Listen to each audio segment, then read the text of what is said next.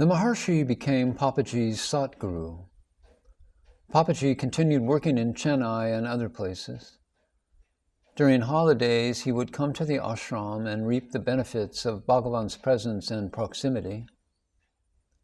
He followed Bhagavan everywhere, to the cowshed and up the hill, because he now understood the significance of the Satguru's presence. Papaji narrated to me how by listening to a dialogue that a devotee had had with the Maharshi, he comprehended the importance of the Satguru's presence. He said, "A devotee asked Bhagavan, 'What are the different aids that one can turn to for self-realization?' Bhagavan replied, 'The teachings of the scriptures and the teachings of realized souls.' The devotee further asked, 'Can such teachings be in the form of discussions, lectures, and meditation?' And the Maharshi answered, 'All these are only secondary aids. The essential aid is the Master's grace.' I understood this fully, and so I made full use of the Maharshi's presence. In 1947, India became independent, and the partition between India and Pakistan was taken down. A month before the partition, Papaji met his friend Devaraja Mudaliar at the ashram. He told Papaji that if the partition did take place as anticipated, the place where Papaji's family was staying in Punjab would become a part of Pakistan, and their lives could be in danger. He advised Papaji to bring back his family, and Papaji replied, "My attachment to my family is like a dream. I will not go back, and I will not go away from the Maharshi's presence." But Devaraja Mudaliar, a lawyer by profession, was a persistent man and informed Bhagavan. Bhagavan called Papaji and spoke to him. According to Papaji, this is the account. In 1947, a month before the Indian independence, Devaraja Mudaliar told me that the Punjab, where my family was soon to become a part of Pakistan. "Why do you not go and fetch them?" he asked me. "I am not going," I replied. "I cannot leave the company of the Maharshi, my Satguru." But Devaraja then told Bhagavan, and the Maharshi called me and said, "There will be a lot of trouble in the area that you come from. Why do you not go there at once and bring your family?" I replied with great confidence, "My old life was only a dream, Bhagavan. I dreamt that I had a wife and a family, and when I met you, you ended my dream. I don't have a family anymore. I only have you." But the Maharshi opposed me by saying, "But if you know that your family is a dream, what difference does it make if you remain in that dream and do your duty? Why are you afraid of going if it is only a dream?" I explained the real reason behind my reluctance to go. "Bhagavan, I am far too attached to your physical form. I cannot leave you. I love you so much that I cannot take my eyes off you. How can I leave you?" The Maharshi gazed at me and then said, "I am with you wherever you are." From the way he spoke to me, I could see that he was determined that I should leave. And this last statement was the blessing that I received for the trip. It was a trip I had to make, and also for the future in general. The I, which was my Master's real nature, was also my own inner reality. How could I ever be away from that I? I accepted my Master's decision and prostrated before him. For the first and the only time in my life, I touched my Satguru's holy feet as an act of veneration, love, and respect. He did not normally allow anyone to touch his feet, but this was a special occasion, and he did not object. Before rising, I collected some of the dust from beneath his feet and put it in my pocket to keep as a sacred memento. Papaji went back to Peshawar. It was a miraculous journey. He told me, "The prasad, which was close to my heart, saved me and gave me guidance at every instance." You see, unrest and trouble were already brewing in Pakistan. The trains were full. Hindus and Muslims were segregated and packed into different carriages. Papaji sat in the carriage for Hindus. Bhagavan prompted him to sit in the carriage for Muslims. There were not many people in this particular carriage.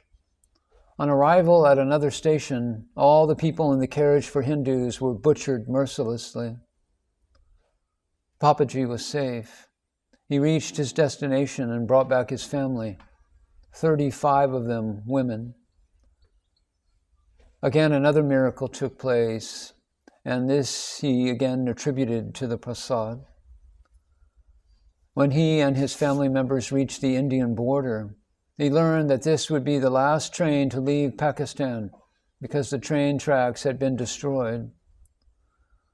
Papaji went with his family to Lucknow. With the help of a friend, he found a house there and worked hard till 1966 to support his family. He was fully established in the self, but outwardly he continued working day and night to support his family. The Hindu scriptures state that only a Purna Yani, a fully realized one, can be a true karma yogi. Papaji felt that being in the self was the only reality. Everything else was a mere dream. Papaji went on spiritual retreats to the Ganges. When at home, he had satsang. What started as a small group soon became a large circle. The Vedas say it is not through knowledge, austerities, or spiritual practice that you can taste the self. It can happen only through direct experience. Fortunate enough to gain this experience from Bhagavan, Papaji started imparting it to all those who came in contact with him. He gave to others what his master had given to him. That is why he is a great master, even though he never declared himself to be one. He had no institution and never collected money. Instead, with his hard-earned money, he fed poor people. When I was the editor of The Mountain Path in 1993, I was eager to collect articles from those who had received realization directly from Bhagavan.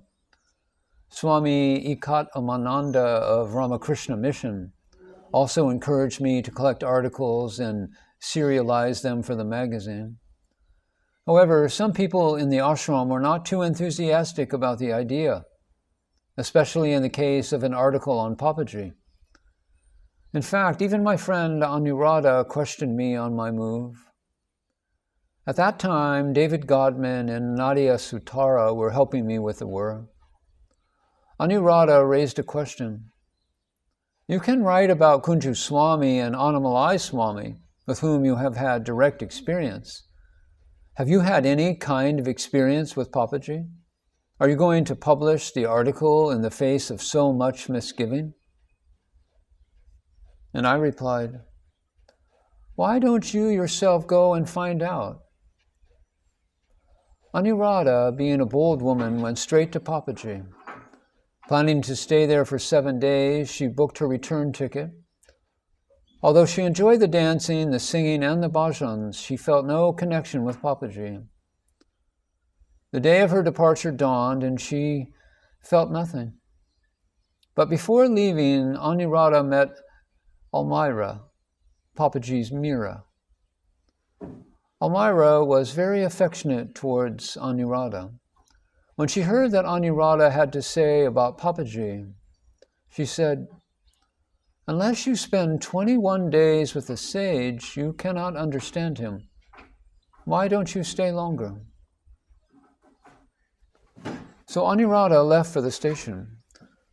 But look at the way the Lord works. The guard of the train refused to let her board the train, even though she had a confirmed ticket. So she returned to Papaji's satsang house and found that satsang was going on.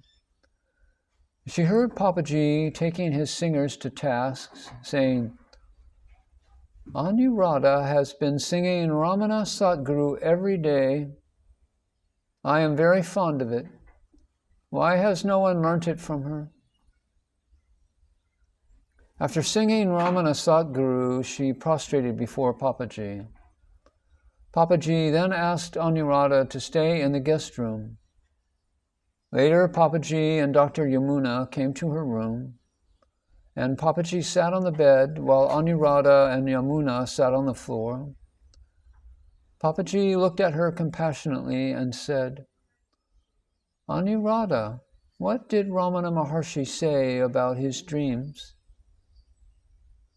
And she answered, "Papaji, Bhagavan very rarely had dreams. It was in the form of going into some temple or entering Arunachala." Papaji bent in her direction and patted her cheek. "Did he not say that everything you see and indulge in outside of you is a dream?" This drove her mind inwards into a state of quietude with no thoughts. Even after Papaji and Yamuna left, she continued to be in that state for 3 hours. When she returned to Ramana Ashramam later, she happily agreed with my decision to publish the article on Papaji.